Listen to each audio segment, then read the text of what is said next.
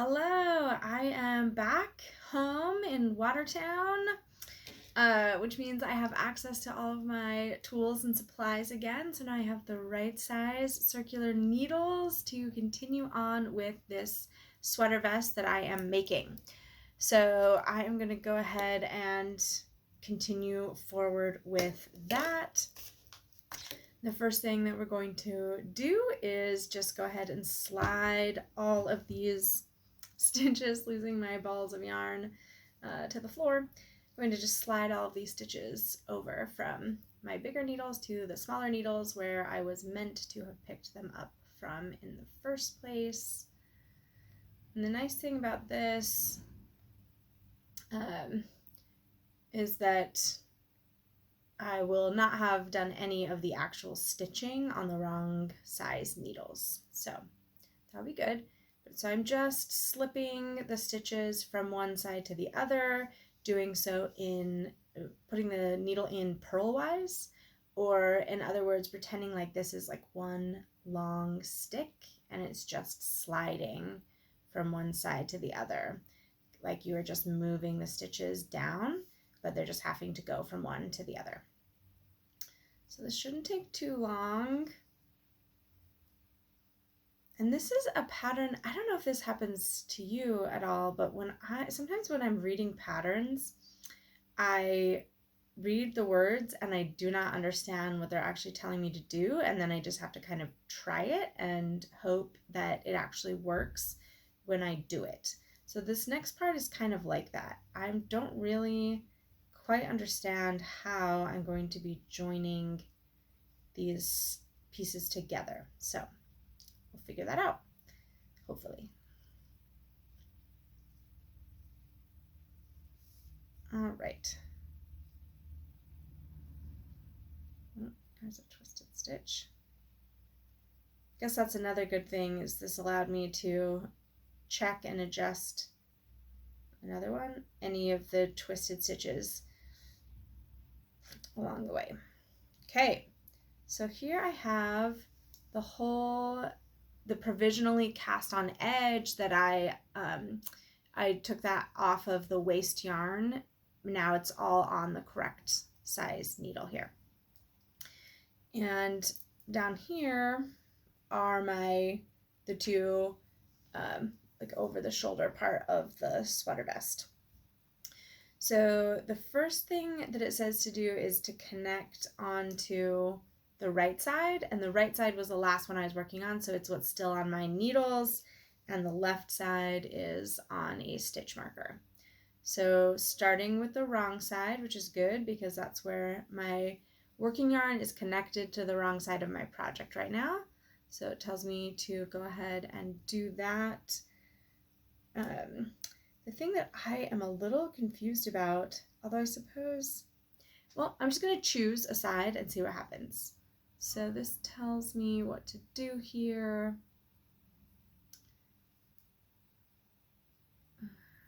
So I'll just purl right across.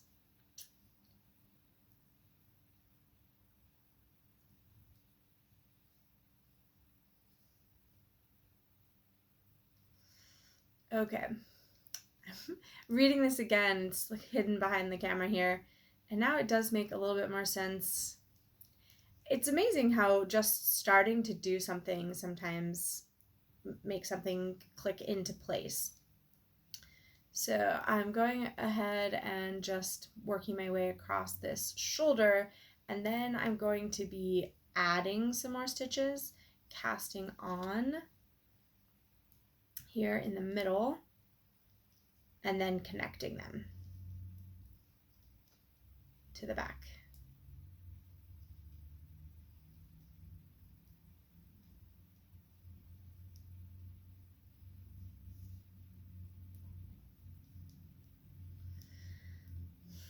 And this is another part of the project that will start using stitch markers, which I love stitch markers, so I'm very excited. Just drop my stitches entirely off there. Good job, Nicole.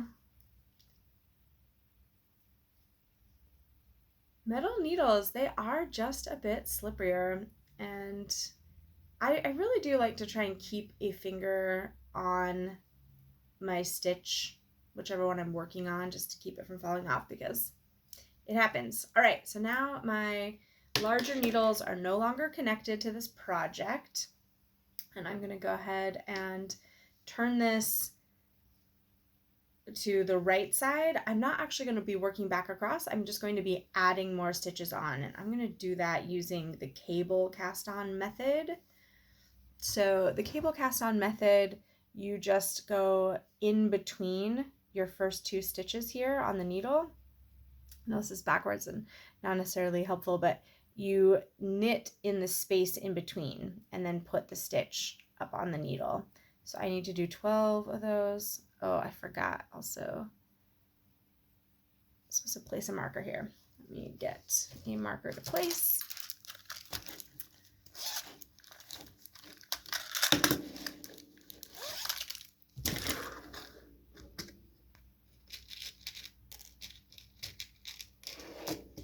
Okay. So place my marker and then cast on the stitches. So there's my green marker added, and I will go ahead and cast on those stitches. It's a little more awkward with the stitch marker on there, but we'll soon be past it.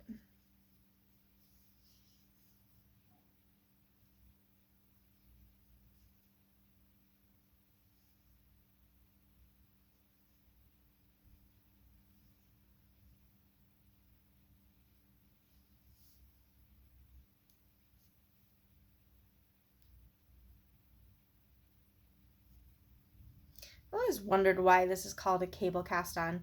So I feel like it should have something to do with cable knitting. Maybe that was when it was first used. Someone did it on a cable project, but it really has nothing to do with cable knitting.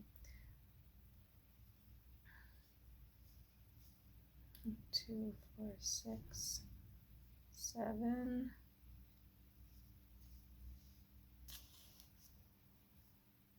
8. If anyone knows where the term cable cast on came from, share. I'd love to learn this new fact. History. 6, 8, 9, 10, 11, 12. 2, 4, 6, 8, 10, 12. All right.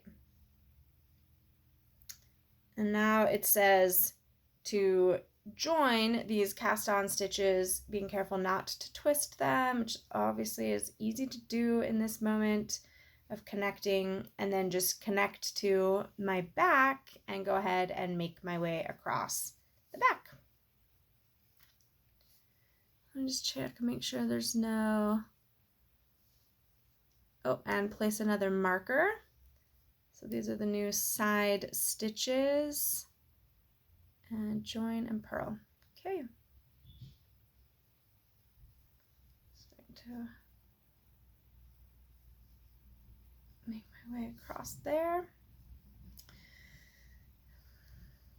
I do like knitting in my room, but it was really fun to be outside knitting in Prospect Park, and I definitely am making plans to do some more outdoor knitting, especially because the weather is getting much nicer. It had been pretty rainy here, but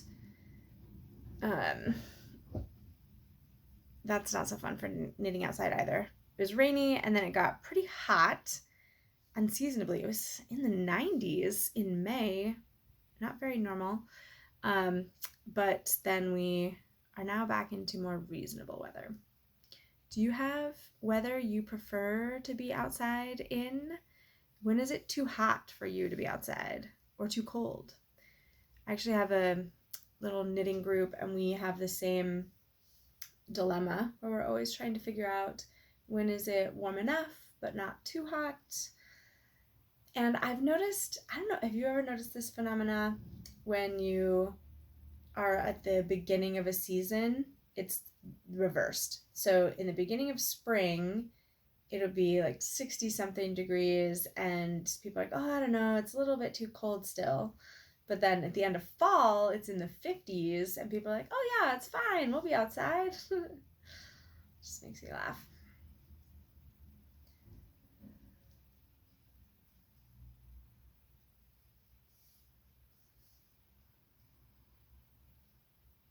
This is what I was kind of talking about. You see how these two fingers are just like constantly, this one's holding onto that stitch while I put my needle in, and then as soon as my needle's in, it slides back to the next one, and then as soon as I pull the needle through, my pointer takes over.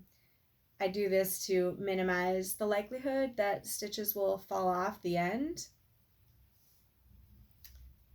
And it's just become such an ingrained habit, I don't even notice that I'm doing it. But then also sometimes when I'm teaching lessons, some of my students will not have a finger on a stitch, and I'll be kind of like itching to help them hold on to the stitch. And I just had a little knot in my yarn there and dropped my yarn down to the ground, bring it back up to the table. What do you use to put your yarn in to keep it from falling off the table onto the floor? Or do you just pick it up when it does? I know there's lots of tools out there. Do you have a favorite? Share. Okay. Made it to the end here. Time to add another stitch marker and cast on the 12 stitches again. So once again, I'm just going to turn my project backwards and cast on those stitches with the awkward around the stitch marker happening here in the beginning. Okay, so we'll go.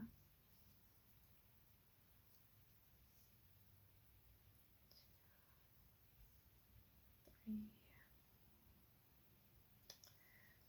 4, 5,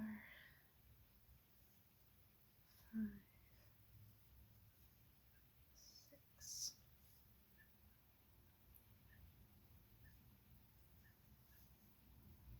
7,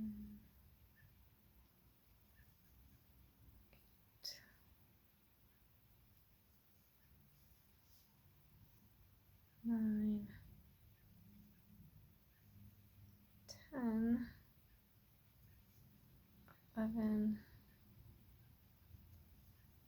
12. 6, 8, 10, 12. One more stitch marker here.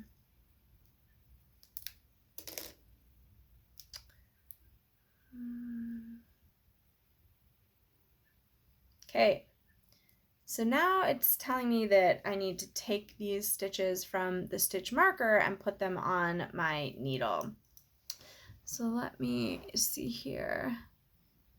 Purling to the last stitch, so I'm going to want to put them onto this side with the wrong side facing. Which annoyingly is backwards from how they are on my stitch holder. So I'm going to do a double. I'm going to put them onto this side that I just cast on my stitches to, and then once they're on here, then I'll slide them over to this side. So if I had used a stitch holder that was pointed on both ends instead of this like safety pin type one, then that would have been fine. Or I guess if I had known how it was going to go, I could have put them onto this stitch holder from the opposite side, and then that also wouldn't have happened. But it's always more than one way to do things. Even if what you do ends up taking a little bit longer, it'll still work just fine. So sliding all those stitches.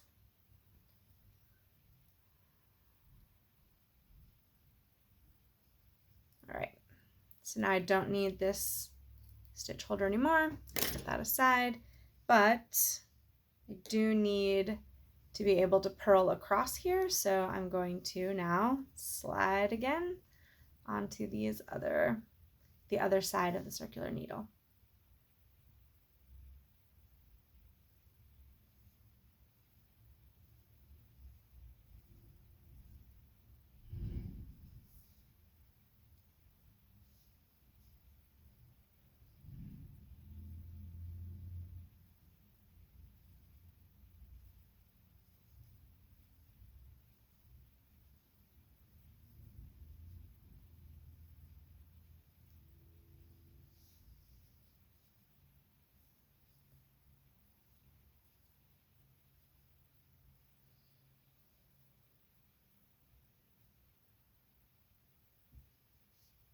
Okay.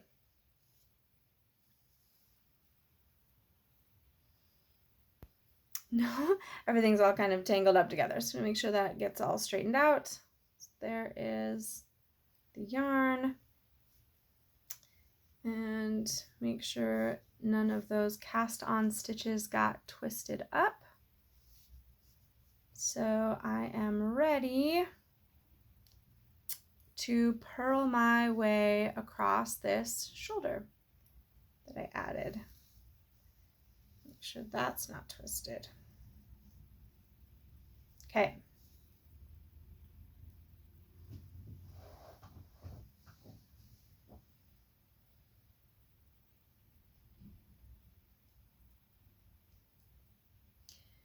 There's always parts of most projects where it requires a lot more attention. There's, the casting on and the joining and this and that, and then parts of it that are a lot more just cruise control, just pushing forward, going through, doing the same thing over and over again. And I think that it's interesting, or like one of the things that I kind of wonder or think about is how often I like having the mix, I guess is what I'm trying to say.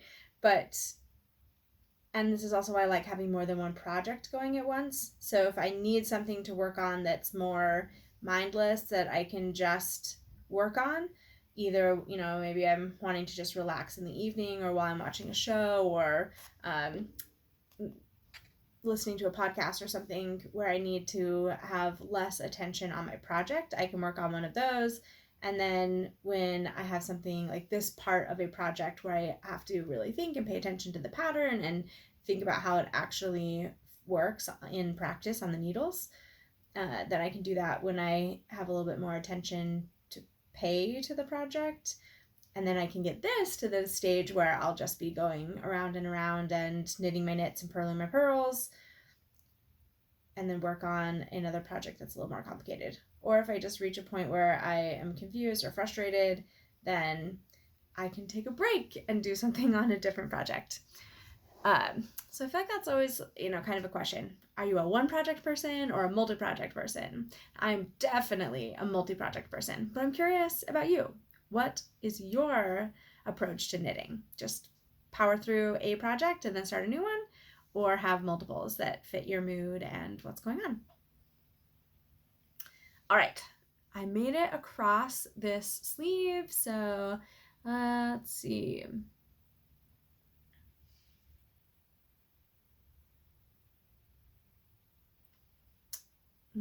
Told me to purl to the last stitch and then knit one. I missed that instruction, so I'm going to go ahead and undo that and knit this last stitch. Okay, and it now tells me how many stitches I should have on here. So I'm going to just take the time to count that and double check that I am at the right spot.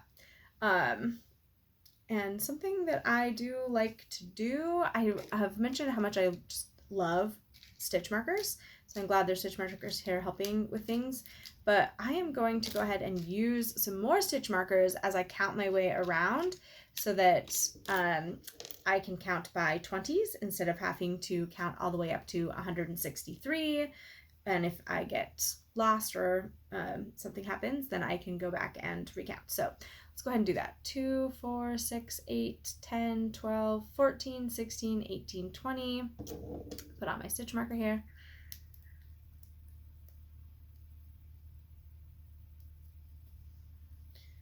2, 4, 6, 8, 10, 12, 14, 16, 18, 20.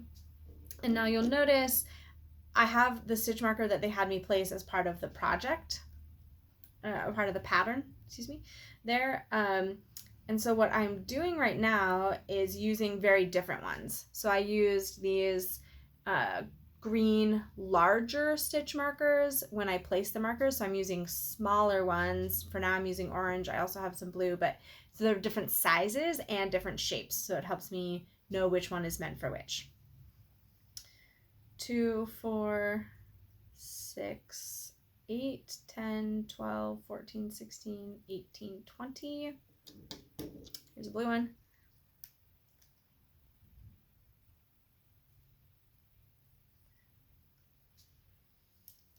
2, 4, 6, 8, 10, 12, 14, 16, 18, 20.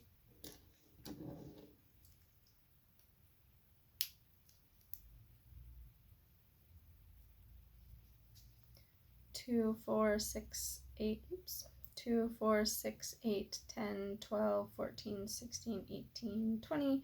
So like something like that happens. It just slipped out of my hand, and it's not a big deal in this case because I had that orange marker right there and I could just go back and count to 20 again. But if it slipped out of my hand and I wasn't sure where it was and I was at 100, then I'd have to start counting all over again.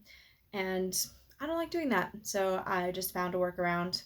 2, 4, 6, 8, 10, 12, 14, 16, 18, 20. Ooh, now a little pink one.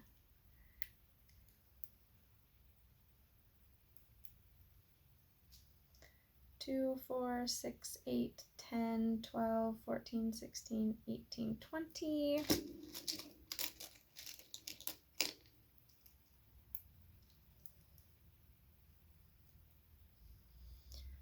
2, 4, 6, 8, 10, 12, 14, 16, 18, 20. I think I have an extra stitch. All right, so 20, 40, 60, 80, 100, 20, 40, 64. All right, so also in this case, I will just recount and make sure there's only 20 in between each of these stitches, and if not, then I will see if I can figure out where the extra stitch came from. 2, 4, 6, 8, 10, 12, 14, 16, 18, 20. 2, 4, 6, 8, 10, 12, 14, 16, 18, 20. 2, 4, 6, 8, 10, 12, 14, 16, 18, 20. 2, 4, 6, 8, 10, 12, 14, 16, 18, 20. 2, 4, 6, 8, 10, 12, 14, 16, 18, 20. 2, 4, 6, 8, 10, 12, 14, 16, 18, 20. 2, 4, 6, 8, 10, 12, 14, 16, 18, 20. 2, 4, 6, 8, 10, 12, 14, 16, 18, 20, and 4. So I'm still at too many. So one of the easiest places to check right here is where I cast on the stitches. 2, 4, 6, 8, 10, 12. Okay, and then I'm supposed to have 35. 6, 8, 10, 12, 14, 16, 18, 20, 2, 4, 6, 8, 10, 2, 4, 5. Okay, that's correct. So let's check if I have 35, 2, 4, 6, 8, 10, 12, 14, 16, 18, 20, 2, 4, 6, 8, 10, 2, 4, 5, okay, 12 in between here, 2, 4, 6, 8, 10, 12. All right, so the extra space is in the back. I will just go ahead and knit 2 together when I get to the back at some point and call that a day. So now I have this all on the needles and ready to go for the next section, which is very exciting. And they're right. This, in the pattern, it says that this looks kind of not like a sweater vest, maybe even more like a little training or sports bra. And I would agree with that assessment, even with all the yarn hanging out everywhere. But here it is. It is connected and ready to move on to the next part. Thanks for hanging out with me while I did this more mentally intensive part of this project.